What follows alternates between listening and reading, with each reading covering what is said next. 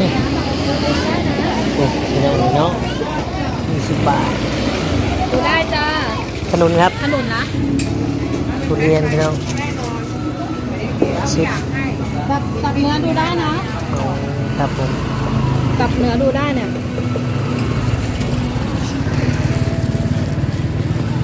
ทุเรียน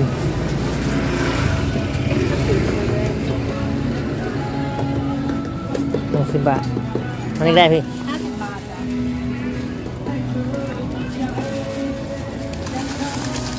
50 บาทแป๊บนึงอะไรคะจ้าครับซื้อทุเรียนกินพี่น้องเนาะขึ้นยาก หมอนทองเรียกว่าหมอนยังกระบูเนาะหมอนข่างหมดเรียกว่าหมอนยังลองดูพี่น้องลองดูดูคำปันสุขคนสู่ชีวิตผ่านมรสุมท้องทับลงในใจเจอเรื่องร้ายกับทักทายสบายดีและสวัสดีพ่อแม่พี่น้องFCหมู่เพื่อนเบิดทุกคนทุกท่านว่าจะเป็นพี่น้องฝั่งไทยฝั่งลาวหรือว่าต่างประเทศก็ยินดีต้อนรับเข้าสู่ช่อง YouTube ตุกคำปันสุขเนาะพี่น้องเนาะมาเจอมาพอตุกคำวันนี้พี่น้องเลยเนาะเวลา6 โมงแรงพี่น้องวันนี้ก็เป็นมื้อวันพฤหัสบดีสีชมพูเนาะวันพฤหัสบดีสีส้มพี่น้อง ก็เป็นมื้อตลาดเนาะตลาดแรงหรือว่าตลาดนัดอยู่วัดลวกพี่น้องเอ้ยก็คือเก่าคือเดิมทุกคำก็จะพาไปเลาะไปส้มไปหาเบิ่งแนวอยู่แนวกินเนาะว่ามีอีหยังหลายอย่างบ่ฝนฟ้าอากาศก็บ่ได้ตกมื้อนี้เนาะคนก็คือสิหลายตลาดช่วงแรงพี่น้องเอ้ยเดี๋ยวทุกคำจะพาไปเลาะพาไปเบิ่งไปส้มนํกันเนาะว่าสิมีหยังแน่มื้อนี้ทุกคำจะได้หยังมากินเนาะพี่น้องเนาะก็จักหน่อยจังย่างไปเนาะพี่น้องเนาะก็ก่อนไปพี่น้องเฮาก็ฝากพ่อแม่พี่น้องเนาะเป็นกำลังใจให้ทั้งน้องมะนาวแล้วก็ทุกคำนำแน่พี่น้องเนาะทั้งทีมงานนำคือน้องมะนาวดีใจพี่น้องดีใจแฮงที่ว่ามีคนรับจ้างเนาะมีคนรับจ้างของแม่น้องมะนาวจ้างให้ไถนาไถคาดหวานเองเนาะแต่ว่าไถให้คาดให้ในเงิน 1,000 กว่าบาทเนาะคือว่า1,800ใช่ไหมพี่น้องเนาะน้องเพิ่นก็ดีใจได้พี่น้องเนาะ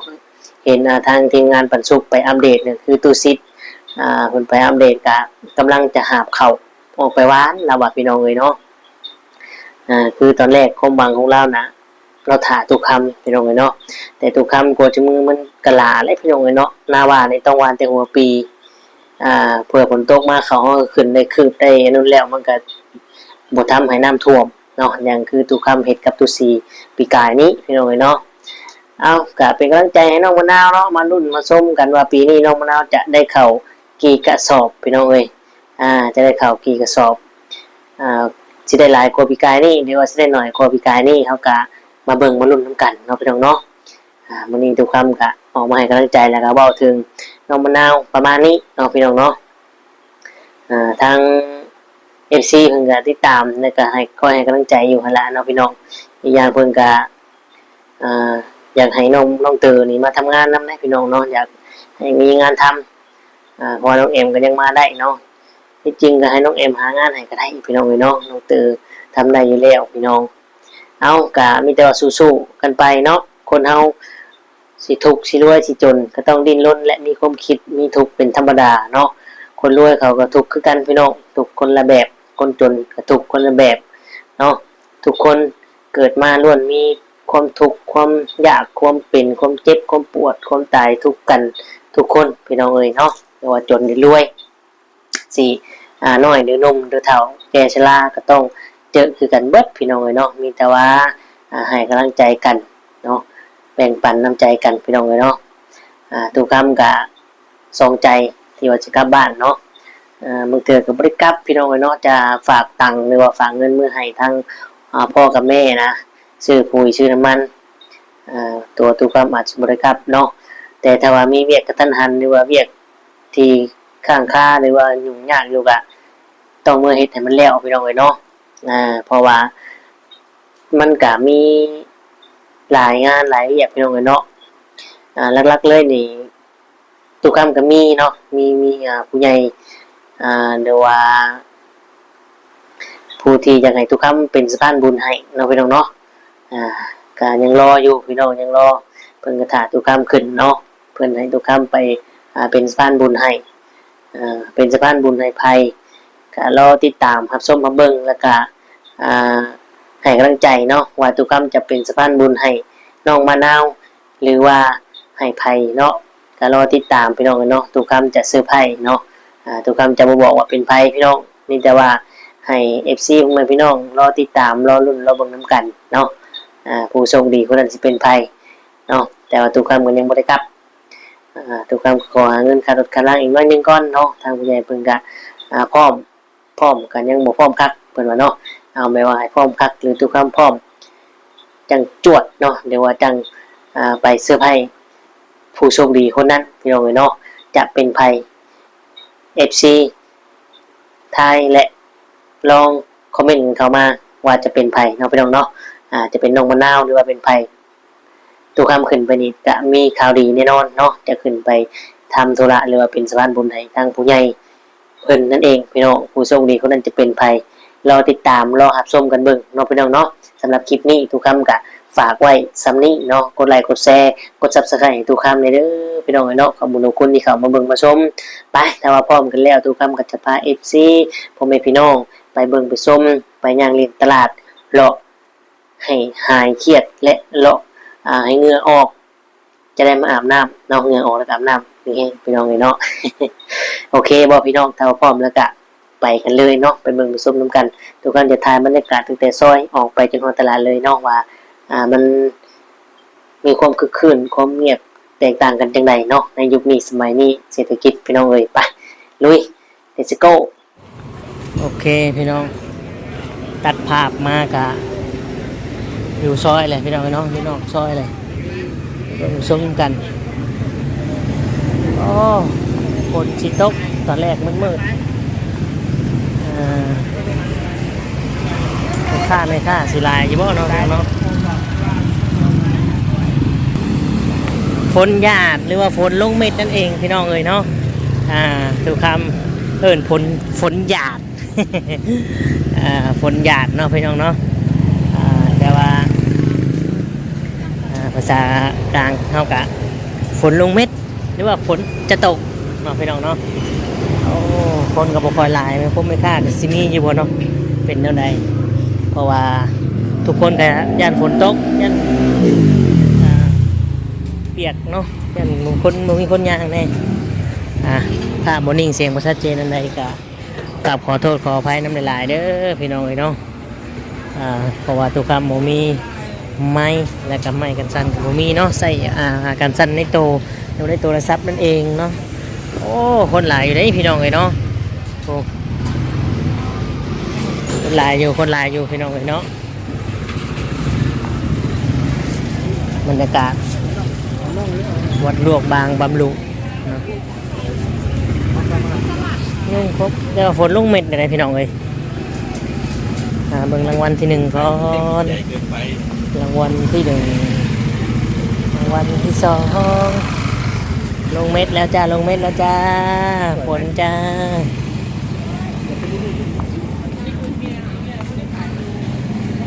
คงพัก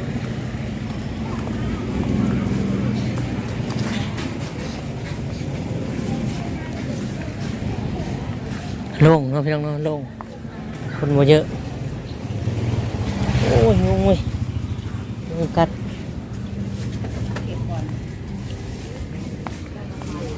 พวกนั้นพี่น้อง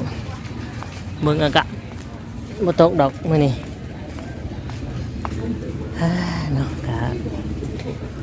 FC ทุกคนกดไลค์กดแชร์กดติดตามกด Subscribe ให้ทุกคำเลยเด้อพี่น้องเอ้ยเนาะ ทุกคำกะประมาณนี้แหละแบบนี้แหละเนาะคลิปของทุกคำทุกคำหยุดเมื่อกี้เนาะเพราะว่าเสียงเพลงเนี่ยมันติดลิขสิทธิ์เนาะพี่น้อง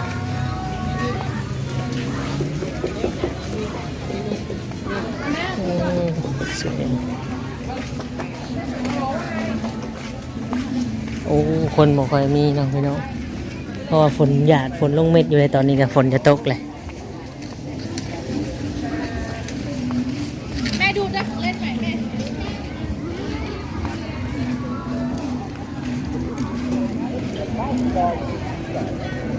โอ้ฝนลงเม็ดอีหลีว่ะฝนตก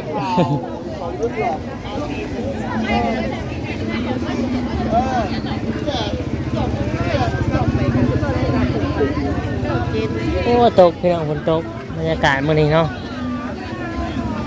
บู๊ใบเตยงามแม่โอ้คือขายดีทั้งนั้นพี่น้องเนาะคือมุ่งกันว่าเสื้อผ้าตองนะครับมาเข้ามาหมั่งคนในหลายก่อนมึงก่อนมีหยังกินมื้อนี้เนาะวันนี้จะมีอะไรกินเนาะพี่น้องเอ้ย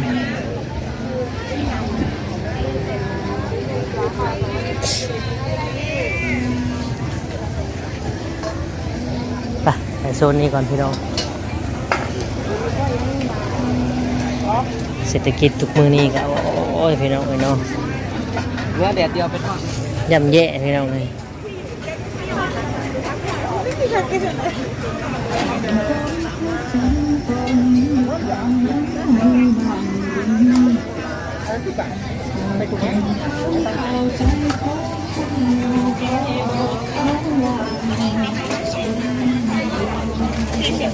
หักไม่เอาเลย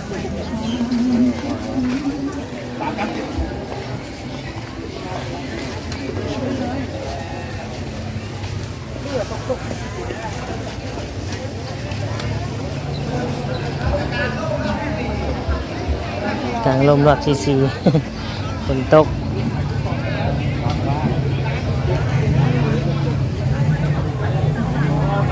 โอ้กินอย่างดีพี่น้องมื้อนี้สิบมุมมุกหน่อไม้เนาะมุกหน่อไม้เดี๋ยวว่าปลาดุกเนาะ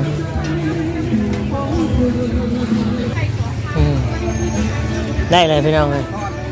ดูคำหยุดกล้องไว้เมื่อกี้เนาะเพราะว่าเพิ่นเปิดเพลงพี่น้องเลยเนาะเปิดเพลงพงศิษฐ์คำพียันมันติดแล้วก็ซิดเนาะทุกคำกันเลยหยุดกล้องไว้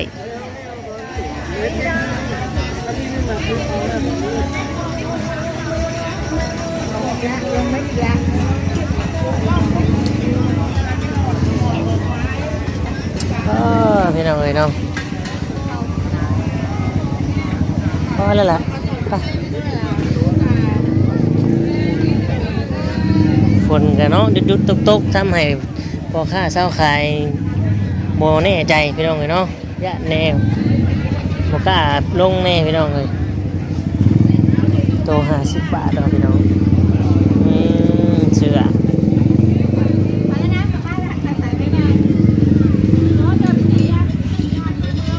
ชื่อกางเกงใส่ เราออกแม่ฝนไม่ได้มาหากินแล้ว ฝนตกพี่น้องอาจจะเบิ่งกางเกงใส่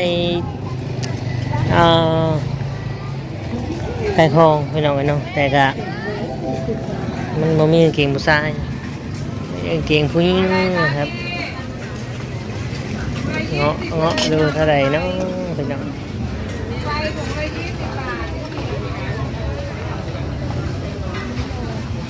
ไฟพี่น้องมาไฟก็มีนะมาไฟ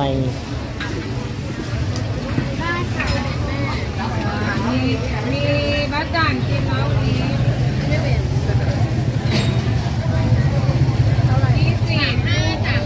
ตัดพี่น้องเพราะว่าฝนเนาะพี่น้องฝนมาแล้วพี่น้องเอาว่าเขาเลาะเมื่อกันดีกว่าได้ข้าวเหนียวคนละห่อ พี่น้องเอ้ยขอบคุณหลายๆเนาะที่เข้ามาเบิ่งมาชมกดไลค์กดแชร์กดติดตามกดให้กำลังใจทุกคำเนาะถึงแม้ว่าคลิปของทุกคำจะมีสาระแน่บ่มีสาระแน่อะไรสาระแน่ก็กราบขอโทษขออภัยนำหลายๆเนาะเนื่องจากว่าทุกคำกะสู่เวียกสู่งานเฮ็ดเวียกให้งานมันไปสร้างคลิปทั้งในเนาะตอนแรกทุกคำก็จะถ่ายคลิปความเจริญของประเทศไทยเนาะว่าเจริญสำใดพี่น้องเนาะเจริญสำใดสุดยอดคักแห้งดี พี่น้องเนาะ20 บาท ดูได้จ้า ขนุนครับ ขนุนนะ ทุเรียนพี่น้องชิป สับเนื้อดูได้นะ ครับผม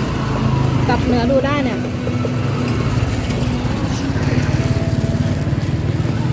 ทุเรียน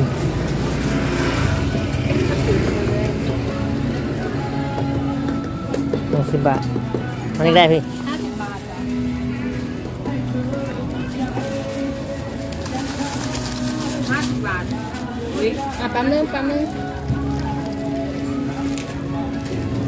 อะไรคะจ้า ครับซื้อทุเรียนกินพี่น้องเนาะขึ้นอยาก หมอนทองเรียกว่าหมอนยังกระบูเนาะหมอนข่างหมดเรียกว่าหมอนยังลองดูพี่น้องลองดูลองกินเบิ่งเนาะเป็นยังไงของแพงนะพี่น้องเอ้ยมันไม่ได้ถึกได้พี่น้องเอ้ยหมักบัวก็มีเนาะ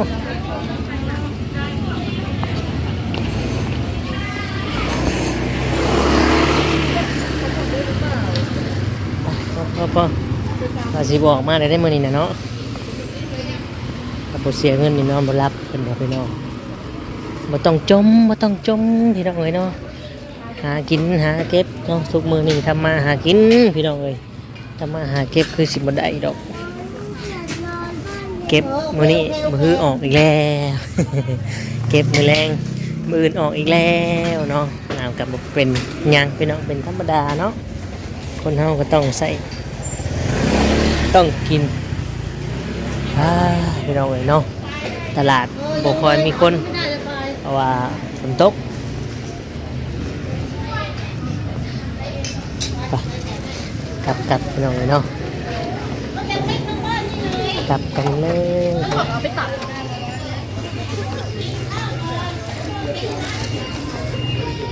กินทุเรียนแห้งหวานเลยเนาะพี่น้องเนาะ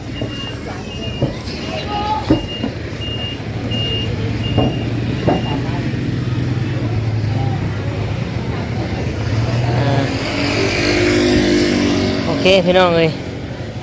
ก็จะประมาณนี้เนาะวันนี้ก็เลาะตลาดก็ค่อนข้างสีลบเล่นย่านกันแน่เพราะว่าพวกป้าไม่ค่าเพิ่งจะ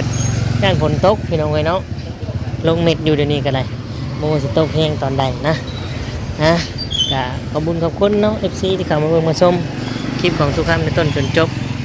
และก็บอกกดขามโฆษณาให้ทุกคำขอบคุณในไลน์พี่น้องเลยเนาะสำหรับคลิปนี้ทุกคำก็สักฝากไว้สำนี้เนาะมือหน้ามือในจังหวะกันไหมพี่น้องเนาะทุกคำมีข่าวสารดีๆมีคลิปดีๆจะมาอัปเดตลงให้พ่อแม่พี่น้องชมรับเบิ้งพี่น้องเลยเนาะชมเบิ้งกันไปโอเคพี่น้องทุกคำคือเสียงของตัวเก่าเข้ามาสบายดีและสวัสดีครับ